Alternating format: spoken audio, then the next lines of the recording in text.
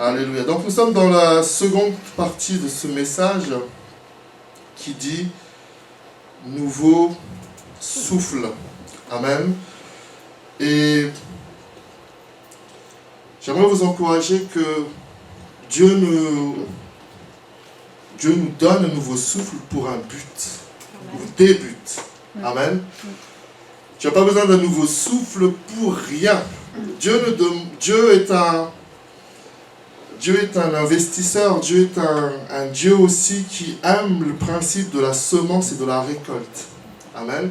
Et quand Dieu sème en nous, il aime récolter aussi. Alléluia. Et donc, Dieu veut nous donner un nouveau souffle. Mais qu'est-ce que tu décides de faire avec ce nouveau souffle? Amen. Est-ce que c'est juste pour rester dans tes mauvaises habitudes? Est-ce que c'est juste pour vivre la vie que tu souhaites vivre? Ou alors est-ce que tu veux vivre la vie que Dieu te demande de vivre? La mission que Dieu te demande de faire. Dieu nous donne un nouveau souffle, Dieu nous renouvelle, Dieu nous fortifie, et nous réaffichons rapidement ce qui a été fait la semaine dernière. Dieu est là pour nous fortifier, Dieu est là pour nous renouveler. La Bible dit dans Ésaïe 40, verset 31, qu'on a lu la semaine dernière, mais ceux qui se confient en l'Éternel renouvellent leur force. Amen. Et j'aimerais continuer, vous rappeler et nous aider, nous tous, à nous rendre compte que la vie n'est qu'un souffle. La vie n'est qu'un souffle et le souffle vient de la vie de Dieu. Est-ce qu'on peut afficher la suite? Et nous allons regarder un instant le verset qui s'affiche sur l'écran. Genèse 2, verset 7. La Bible dit que l'Éternel Dieu forma l'homme de la poussière de la terre. Il souffla dans ses narines un souffle de vie, et l'homme devint un être vivant. Nadana dimancha ni fufka, nana bocha nyulbeliza, tenasim aina, en attendis, souffla dimancha denis aina, telasa nyen nyulbel. Donc ici, le sous-titre avant ce slide, c'était que souffle de vie, la vie n'est qu'un souffle. Quand tu arrêtes de respirer, quand ton souffle est coupé, s'arrête, tu meurs, n'est-ce pas? Tu peux avoir un cœur en bonne santé, un cerveau en bonne santé, un pied en bonne santé, le corps tout entier, mais si ton souffle est coupé suffisamment longtemps, tu meurs. Parce que la vie n'est qu'un souffle. Parce que ce qui fait l'homme, c'est le souffle que Dieu lui a donné. Amen. Amen. Pensez à ça. Ce qui fait l'homme, c'est le souffle que Dieu lui a donné. C'est parce que Dieu a soufflé dans les narines de l'homme que l'homme est devenu un être vivant. Amen. Amen. Et ça, c'est la vie physique. Mais c'est aussi la vie spirituelle. C'est aussi nous rendre compte que Dieu, ma vie dépend de Dieu, physiquement, spirituellement, et dans mon âme également. Mais d'abord physiquement. Vous savez, quand Job a débattu avec Dieu, Dieu parlait avec Job, ils avaient un échange. Job était dans la difficulté, dans les combats que vous connaissez, il a perdu toute sa richesse, toute sa famille. Et puis il a commencé à se dire à Dieu, Seigneur, maudit le jour où je suis né. Je ne mérite pas, je ne suis pas mieux qu'un autre, je veux mourir, etc. Et puis Dieu l'écoute, et puis Dieu va commencer à lui parler également. Et une des premières choses que Dieu va dire à Job, c'est, depuis que tu es né, est-ce que tu as commandé au jour d'arriver? Est-ce que tu commandes à la mer de s'arrêter là où les vagues doivent s'arrêter? En d'autres termes, Dieu rappelle à Job, c'est moi qui vous ai créé, ton souffle, c'est moi qui te le donne. Et cela doit nous donner quand même un respect et une envie d'honorer Dieu parce que le souffle vient de Dieu. Beaucoup de personnes sont fiers, sont dans l'orgueil parce qu'ils réussissent dans différents domaines de leur vie. Ils peuvent réussir dans leurs études, dans leur travail, ils peuvent avoir beaucoup de connaissances, beaucoup de richesses, beaucoup de ceci ou cela. Mais ils ne savent pas, ou ignorent, ou rejettent le fait que c'est Dieu qui donne le souffle de vie. Vous avez tous vu ces documentaires ou ces films où la personne est très riche, la famille est très riche, mais il y a une maladie qui vient tout avaler. La médecine progresse et Dieu merci, c'est Dieu qui le permet. Mais il y a des choses que la médecine ne pourra jamais faire parce que Dieu est souverain.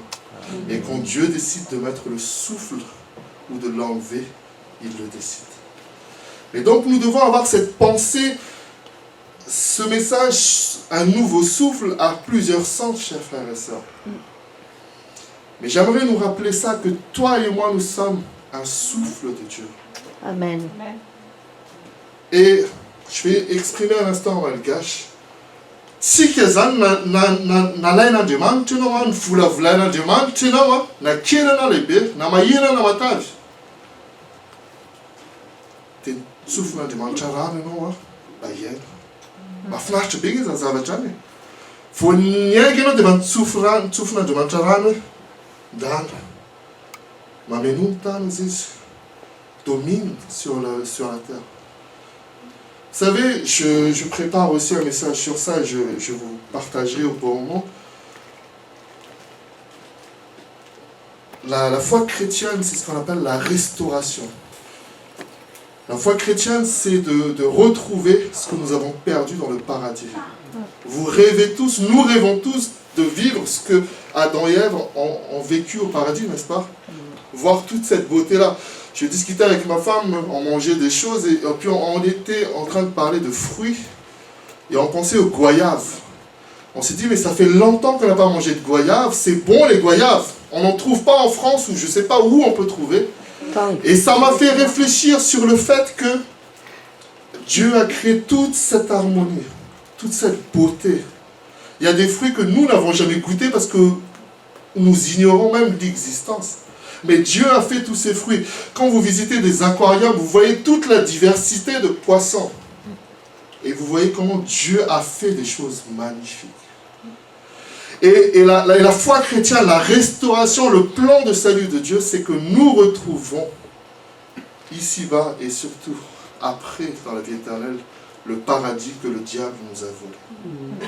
Vous vous rendez compte dans le monde où on vit aujourd'hui que sans faire trop loin de politique, il y a à peine 10% de la population qui ont plus de 90% de la richesse mondiale. 10%, c'est-à-dire peut-être même pas 20 millions de personnes sur, sans exagérer, peut-être on va dire 100 millions de personnes maximum, peut-être je ne suis pas très bon en mathématiques, maximum 100 millions de personnes sont les plus riches en 90% de la richesse de la terre. Et après on dit que Dieu n'est pas bon, alors que c'est l'homme qui vole tout. Dieu a fait des bonnes choses, mais c'est l'homme qui a été perverti par l'ennemi et qui fait que nous avons des misères partout dans le monde, la faim dans le monde, ceci et cela.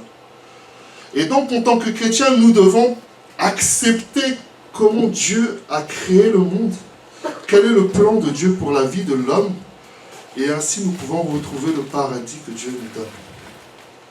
Et ainsi nous avons le goût de ce que Dieu a vraiment prévu pour nous. Et pensez donc à cela, chers frères et sœurs, le souffle, quand tu respires, ma femme n'est pas là, mais même quand tu dors, même quand tu ronfles, si ton mari ronfle ou si tu ronfles, il y a quand même le souffle de Dieu dedans. Amen. Et ça s'entend encore plus fort, peut-être quand tu ronfles, tu dis, ah, vraiment, Dieu est là. Remercie le Seigneur. Le souffle de vie. Pensons à honorer Dieu. Il y a une parole dans Deutéronome chapitre 8 que je vous invite à lire chez vous. où Dieu dit au peuple d'Israël, tu vas rentrer dans un bon pays, où il y aura de l'abondance, il y aura des richesses, il y aura le lait et le miel. Mais, que dit la parole? Qui connaît la suite? Mais garde-toi d'oublier que tout ce que tu fais, toute ta réussite, si on résume, vient de l'Éternel. Parce que c'est lui qui te donne la force d'accomplir les choses. Il y a une parole dans Isaïe qui dit, Seigneur, tout ce que nous faisons, tu l'accomplis pour nous. Parce que c'est Dieu qui nous donne le souffle de vie. C'est pour ça que même si tu as des succès parce que tu travailles, que tu dis je mérite telle ou telle chose, et la Bible dit que le travail procure l'abondance, mais n'oublie pas que c'est Dieu qui donne le souffle de vie. Amen. Et du respect pour le Créateur, sans que nous réfléchissons à cette création de Dieu, notre foi ne peut pas bien se développer. C'est pour ça que j'attire votre attention sur cela aujourd'hui. Nous allons continuer, il y a un verset qui confirme ça. Voilà. Il n'y a pas de vie sans le souffle de vie de Dieu. La Bible dit dans Psaume 104, verset 30, « Tu envoies ton souffle, ils sont créés, et tu renouvelles la face de la terre. » Amen. Nous arrivons maintenant à la lecture d'Ézéchiel, chapitre 37, versets 1 à 10. Et je vous invite à ouvrir votre Bible. Et nous allons lire cela au nom de Jésus. Ézéchiel, chapitre 37, verset 1. « La main de l'Éternel fut sur moi, et l'Éternel me transporta en esprit et me déposa dans le milieu d'une vallée remplie d'ossements. Il me fit passer auprès d'eux tout autour, et voici, ils étaient fort nombreux à la surface de la vallée, et ils étaient complètement secs. Il me dit, fils de l'homme, ces eaux pourront-ils revivre? Je répondis, Seigneur éternel, tu le sais. Il me dit, prophétise sur ces eaux et dis-leur, ossements desséchés, écoutez la parole de l'Éternel. Ainsi parle le Seigneur, l'Éternel à ces eaux. Voici, je vais faire entrer en vous un esprit et vous vivrez. Amen. Je vous donnerai des nerfs et je ferai croître sur vous de la chair et je vous couvrirai de peau. Je mettrai en vous un esprit et vous vivrez. Et vous saurez que je suis l'Éternel. Je prophétisais selon l'ordre que j'avais reçu, et comme je prophétisais, il y eut un bruit. Et voici, il se fit un mouvement, et les eaux s'approchèrent les uns des autres. Je regardais, voici, il leur vint des nerfs, la chair crut, et la peau les couvrit par-dessus. Mais il n'y avait point en eux d'esprit. Il me dit, prophétise et parle à l'esprit, prophétise, fils de l'homme, et dis à l'esprit, ainsi parle le Seigneur éternel, esprit, viens des quatre vents, souffle sur ces morts et qu'ils revivent. Je prophétisais selon l'ordre qu'il m'avait donné, et l'esprit entra en eux et ils reprirent vie. Ils se tinrent sur leurs pieds, c'était une armée nombreuse, très nombreuse. Amen. On va s'arrêter là pour la lecture. Et c'est un texte assez riche, il y a beaucoup d'enseignements. Et un des principaux enchaînements aussi, c'est un rêve, c'est un songe que le prophète Ézéchiel va voir. Dieu le transporte par son esprit. Et il voit comme nous venons de le dire, un endroit où il y a plein de squelettes, plein d'ossements. Et la Bible dit que ces ossements étaient complètement secs. Vous avez souvenir de la dernière fois quand le pasteur, notre ami pasteur avait prêché sur les galets qui étaient en apparence solides, etc., qui étaient complètement secs. On ne pouvait pas faire pénétrer d'eau dans ces galets-là parce qu'ils étaient complètement imperméables. Et ici, la Bible dit que ces ossements étaient complètement secs. Ce sont donc la vision, ils voient des os partout, ils voient peut-être des squelettes, on peut faciliter la vision comme ça. Et puis il voit ça. C'est comme s'il rentrait dans un, même pas un cimetière, mais un caveau avec plein d'ossements. Et Dieu lui parle et dit, est-ce que ces os peuvent revivre? C'est ce que nous avons lu tout à l'heure. Et ce qui est intéressant ici, premièrement, c'est l'obéissance que nous devons avoir quand Dieu nous parle. Ce qui est important, ce n'est pas ce que nous pensons, mais ce que Dieu dit. Amen. Des fois, dans certaines situations de nos vies, on s'est dit, mais ok, comment je vais faire? Comment je vais faire? Comment, même dans la vie de l'Église, des fois, Dieu nous bouscule. Tu dis, ah, moi je pensais qu'on ferait le culte comme ça, on commencerait par-ci. Non, mais des fois, Dieu nous bouge, parce que Dieu veut parler. Et le plus important quand on vient louer Dieu, c'est pas que nous fassions nos chants, que nous prêchons, c'est que Dieu parle. Amen. Si Dieu décide de parler dès le premier chant, on est à l'écoute. S'il parle pendant les annonces, on est à l'écoute. S'il parle aussi au temps de la prédication, on est à l'écoute. Amen. Et ici, on peut parler symboliquement d'une situation désespérée. Ézéchiel était un prophète qui travaillait donc pour le peuple d'Israël, et ce peuple avait toujours des combats. Ils étaient up and down, comme on dit en anglais. Leur foi était en haut, en bas. Ils ont vu des miracles, ils s'accrochent, ils voient que c'est difficile, ils abandonnent Dieu, ils cherchent d'autres dieux. Et le travail du prophète Ézéchiel était difficile. Et ici, donc, c'est comme ça symbolise cette mort spirituelle, cette mort physique et cette mort spirituelle. Et Dieu va dire à Ézéchiel, prophétise sur ces eaux. Nous sommes dans l'année de la responsabilité. Et nous avons la responsabilité de parler sur nos vies et sur la vie des autres positivement, pour amener la vie, pour amener un nouveau souffle. Ici, tu peux lire ces ossements desséchés, c'est comme les combats, les ténèbres dans une vie, que ce soit la vie de l'église, la vie de ton voisin ou ta propre vie. Et tu as une responsabilité quand Dieu te parle, et si tu as l'écoute de Dieu, de proclamer comme nous avons dit dans les témoignages. Tu proclames pas ce que tu veux, tu proclames ce que Dieu te dit. C'est très différent, parce qu'il y en a qui proclament beaucoup, je proclame ceci, je proclame la guérison, alors que Dieu n'a pas encore parlé de guérison. Ah, ici, Dieu va étape par étape. Amen.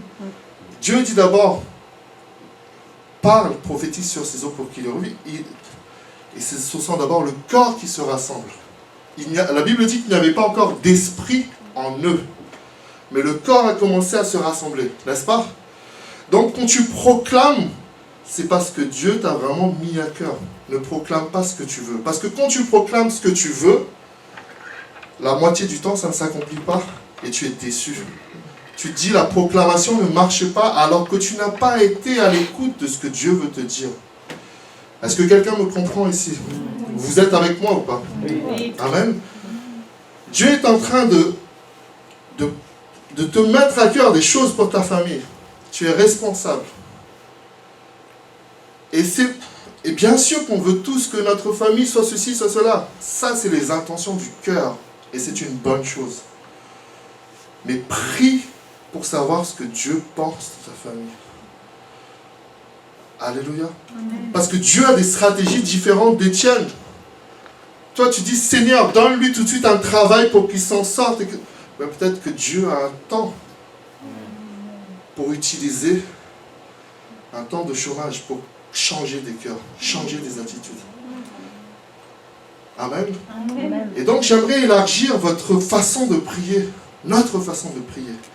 Quand tu pries, quand tu vois un problème, ne prie pas seulement pour le problème. Prie aussi pour que la volonté de Dieu soit faite. Qu'est-ce que Dieu veut faire dans ça? Pourquoi ma voiture n'avance pas? Qu'est-ce qui se passe? Pourquoi ma vie n'avance pas? Ne prie pas, Seigneur, fais-moi avancer seulement, mais Seigneur, fais-moi comprendre pourquoi tu m'as mis à l'arrêt. Amen. Alléluia. Et donc, ici, on va afficher la suite. On parle du nouveau souffle. Avoir la chair. Avoir la chair ne suffit pas. Recevoir le souffle de l'Esprit nous donne une vie vraiment bénie et ancrée dans la parole de Dieu, dans l'appel de Dieu, pardon. Ici, vous avez vu donc que les corps ont commencé à se rassembler, n'est-ce pas? Mais au verset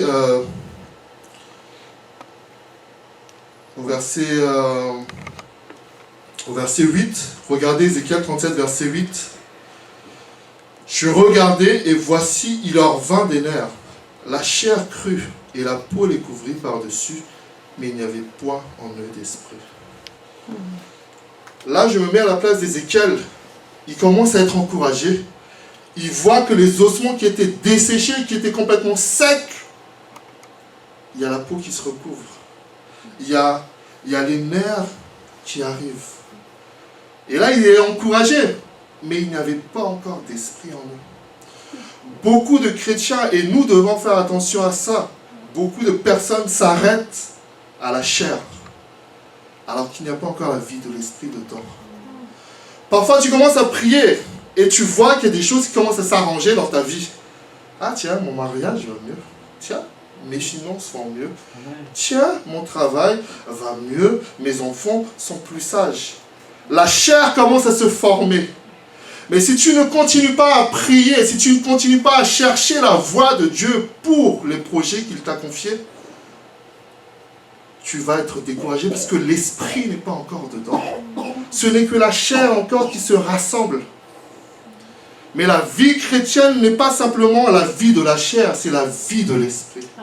Et quand tu acceptes ce nouveau souffle de l'esprit, il va commencer à te parler dans les différents domaines de ta vie. Et il va agir et il va souffler dans les différents domaines de ta vie. Mais tant que tu restes dans la chair, tu dis, c'est bon, c'était sec, c'est devenu chair, Dieu a fini. Non, Dieu n'a pas fini. Il faut que le souffle de l'esprit soit dans ta vie. La vie chrétienne n'est pas seulement la vie charnelle, mais c'est la vie de l'esprit. Et la vie de l'esprit, c'est quoi? Nous allons développer ça plus précisément la semaine prochaine, mais nous allons déjà voir aujourd'hui une partie. La vie de l'esprit, c'est demander véritablement au Saint-Esprit, qui est Dieu, de t'accompagner chaque jour. Amen. Nous allons fêter Pentecôte le 14 mai prochain, qui est une célébration du Saint-Esprit, une célébration de la venue du Saint-Esprit. Mais j'aimerais vraiment nous encourager à bousculer notre vie de foi. On nous parle du Saint-Esprit, on nous parle de la vie spirituelle, mais on entend là et on ressort là. Peut-être parce que nous ne comprenons pas assez. Et prier pour comprendre la vie de l'Esprit. La vie de l'Esprit, c'est-à-dire que toi et Dieu, vous êtes vraiment en connexion. Tu as vraiment une conscience que le souffle de vie vient de Dieu. Manana fala zanana de manchino, manana fraisana na de manchino, na de tumva ka de teli sananja no. Fata chowe misa de mancho de manana fala zanano. Manana fchava no. Ali tikbele ten panupla de mancho tewe. Atof taman yom fian no de mancho. Atof tamanis. Que Dieu prenne plaisir à venir dans ta vie. Et Dieu, la servante de Dieu a parlé de ça, et tout de suite une autre servante a parlé qui dit, ce qui met un mur, un fossé entre vous et moi, ce sont vos crimes et vos péchés. Dieu veut demeurer. Et non, mais ici, séparation, ça va te tchazu. Il dit là, la vie de Dieu n'arrive pas à rentrer. Parce qu'il y a une séparation à cause du péché. Et donc à un moment donné, tu dois te poser la question, Seigneur, je désire un nouveau souffle. Je veux le nouveau souffle. Et Seigneur, j'ouvre mon cœur, j'ouvre les volets. Fais entrer ton nouveau souffle.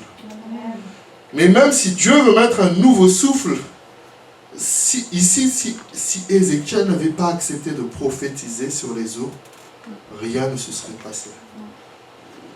Et si tu n'acceptes pas de parler sur ta vie au nom de Dieu et d'ouvrir ton cœur à cette vie de l'esprit, rien ne se passe. Mais ici, nous voyons donc qu'il y a de l'espoir, même des eaux complètement desséchées peuvent devenir vivant et former une grande armée pour le Seigneur. Peut-être que ta vie aujourd'hui, tu te dis, ma vie est complètement sec. Je vais à l'église, mais je ne comprends rien. Je ne comprends pas tout. Je comprends si peu de choses. Accroche-toi parce que Dieu veut mettre son esprit. Amen. Et tu peux encore te relever. Dans le domaine de ta vie où tu te dis, je suis sec. Mes finances sont sèches. Ma vie familiale est sèche. Dieu peut remettre son esprit et souffler dedans. Amen. Voilà, Amen. Souffle mjano, c'est ta fit. Fa. Manatuna manana dimanche. Alléluia. Nous allons terminer par ça aujourd'hui. Jésus qui vient souffler sur nos vies. On peut juste après ça, s'il te plaît. Merci. Vous savez, j'ai beaucoup entendu ce verset et je n'en avais pas mesuré toute la profondeur.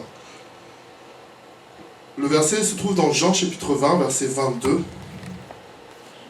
Jean chapitre 20, verset 22. La Bible dit, après ces paroles, Jésus souffla sur eux et leur dit, recevez le Saint-Esprit. Amen.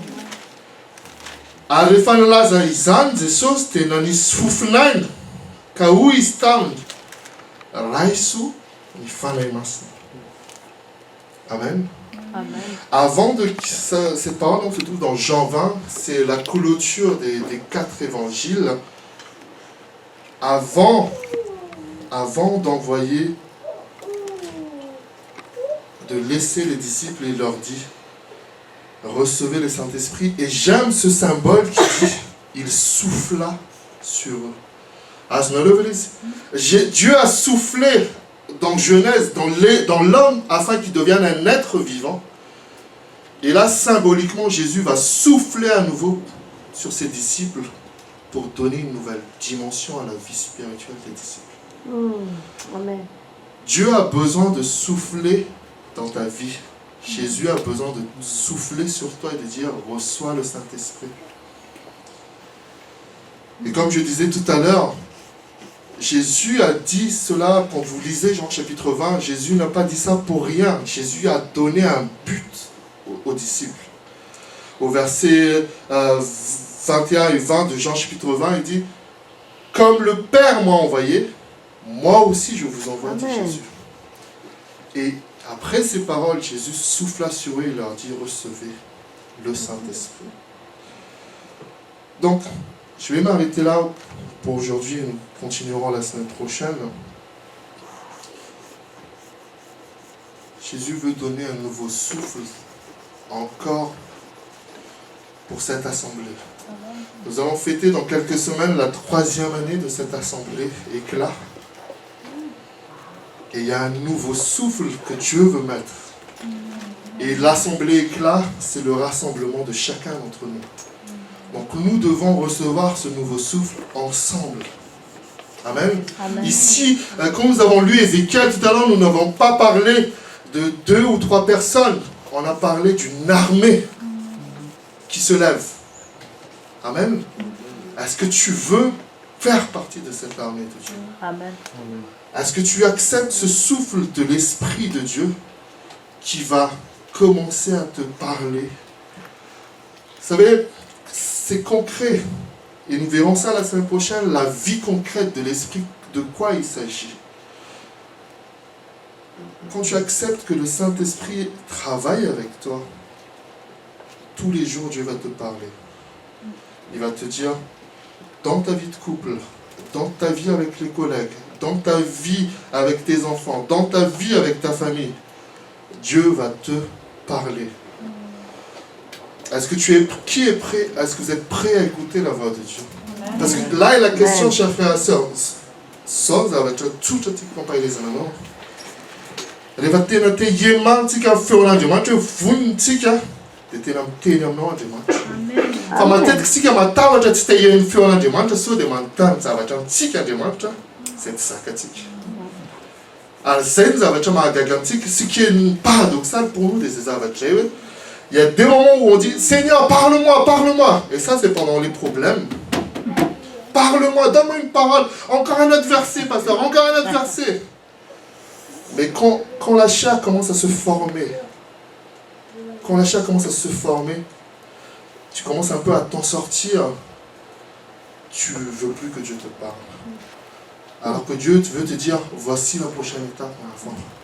Tu as gagné le championnat de France. Je veux que tu gagnes le championnat européen. Je veux que tu gagnes le championnat du monde. Mais nous, on s'arrête au championnat de France, on se dit, je suis champion de France, c'est bon. Il y a une équipe en France qui a compris malheureusement ça. Ils sont champions de France, ils sont forts. Mais sur le championnat européen, ils se sont pris des claques. Mistuela na mitete na mahere no vita timwa vazacha nyasa vita fa tokantrano mety tian'Andriamanitra karakara. Kanefa ianao na tsy manohy toy za lava sofina enoiny tenin'Andriamanitra dia tsy mandroso tsony ianao dia miteraka frustration hoe valaka ihany sy tsisy zavatra mitranga aoka ho tsofin'Andriamanitra fiainao. Rehefa tsofina quand il y a et c'est pour ça que des fois je termine par là chers frères et sœurs, je ferme mon téléphone et ma Bible pour vous rassurer. Soit nous acceptons un souffle doux de la vie de Dieu, soit c'est un vent violent. Et c'est ça qui est difficile pour chacun d'entre nous. Je ne suis pas en train de culpabiliser qui que ce soit, je suis le premier concerné par ça. Dieu nous parle gentiment à l'oreille, il nous susurre, il nous souffle des mots doux et des mots de conseil. La Bible dit à travers Psaume 32, verset 8, « Je te conseillerai, j'aurai le regard sur toi, je te montrerai la voie à suivre. » Donc Dieu te parle avec douceur, mais toi tu fais ce que tu veux. Tu vis comme tu veux. Et là Dieu envoie un vent un peu plus violent. Et puis tu refuses encore d'écouter, tu refuses encore de te remettre en question, tu dis non, il faut que ça marche. Vous savez, même un message biblique peut tromper des gens. Parce qu'il y a beaucoup de messages où on nous dit, oui, sois persévérant, persévère, mais peut-être que tu persévères dans une erreur. Peut-être que tu persévères sincèrement, tu dis, je persévère, je prie pour qu'il change. Mais est-ce que toi d'abord tu veux que Dieu te change? Par exemple. Et c'est là que nous perdons le fil de notre foi, parce qu'on se dit, la prière ne marche pas. La prière marche quand nous sommes à l'écoute de ce que Dieu nous dit. Amen. Un médicament est opérationnel quand il est pris dans un bon dosage, quand on a respecté l'ordonnance. Amen. Et la Bible dit que ce sont des ordonnances de la parole de Dieu. Quand Dieu nous parle, ce sont des ordonnances. Amen. Alléluia. Que Dieu nous fasse grâce. Mais tutufuna fiananao hoe sahirankira ianao tutufuna foana zavatra Andriamanitra hitsodraranao marina androandro. Amen. Halleluja. Ivavaky tsika hitsangatsika.